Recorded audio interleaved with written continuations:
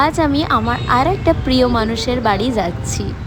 কে সেই মানুষটা দেখার জন্য পুরো ব্লগটা কন্টিনিউ করতে হবে। সবাই কিন্তু মায়ের বাড়ি বাবার বাড়ি গেলে খুব আনন্দ পায় যে কতক্ষণে যাব, কিন্তু আমি জানো তো দিদার বাড়ি গেলে আনন্দ পাই, সব থেকে বেশি খুশি হই। কারণটা হলো দিদার কাছেই ছোট থেকে বড় হওয়া, মামার বাড়িতেই ছোট থেকে থাকা, ওই জন্য এই মানুষগুলোর কাছে গেলেই সব থেকে বেশি খুশি হই আমি। রাজস্থান থেকে বাড়ি এসেছি 4 দিন হয়ে গেল, আর আজ 4 দিনের মাথায় আমি যাচ্ছি দিদার বাড়িতে। যাব কিছুদিন থাকবো, তারপরে কিন্তু আবার বাড়ি আসবো। হ্যাঁ, আমি আমার বাবা মার কাছেও যাই, তবে সেখানে যাইও কম থাকিও কম।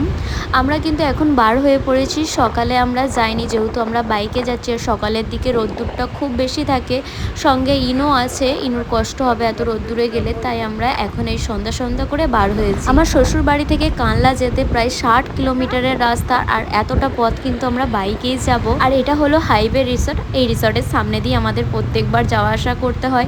পৌঁছে গেছি পান্ডুয়া, আর পান্ডুয়াটায় রেল গেট। যাওয়ার কিন্তু দুটো রাস্তা আছে, একটা হচ্ছে বংশী হয়ে কানলা হয়ে যেতে হয়, আর একটা হচ্ছে মহানাদ হয়ে পান্ডুয়া হয়ে কানলা আসতে হয়। তবে আমরা আজকে এসেছি মহানাদ পান্ডুয়া হয়ে। আমরা ঘর থেকে বার হয়েছি 5:30টার সময়, এখন প্রায় ওই 7:10 হয়ে গেছে। এখন পৌঁছালাম পান্ডুয়াতে।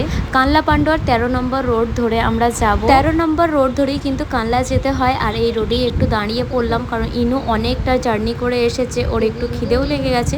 ওকে এখান থেকে মিষ্টি কিনে একটু খাইয়ে দিলাম, আর একটু তার সাথে পানিও খেয়ে নিলাম আমরাও। এখানে সেরকম ভালো মিষ্টি ছিল না বলে আমি নিলাম না, আমাদের ওই কানলা থেকে আমি সবসময় মিষ্টি নিই, তো মিষ্টিও নেওয়া হয়ে গেছে বাড়ির জন্য। আর ফাইনালি আমি কিন্তু পৌঁছে গেছি ঘরে। এই যে আমার দিদা। 1 বছর আগে যখন এসেছিলাম ইনুকে নিয়ে, তখন কিন্তু ও কারো কাছে যাচ্ছিল না, কিন্তু এই বছরে ও সবার কাছে যাচ্ছে, সবার সাথে খেলছে। আসলে আমার দিদাও থাকে সুরাটে, আর সেখানে আমাদের যাওয়া আসা প্রায় হয়ে থাকে, তাই আমার দিদাকেও ভালো করেই চেনে। এখানে আসার পরে আমি কিন্তু ফোন সাইডে রেখে সবার সাথে দেখা গল্প এই সমস্ত কিছুতেই ব্যস্ত ছিলাম। এখন এলাম রাত্রে ডিনার করতে।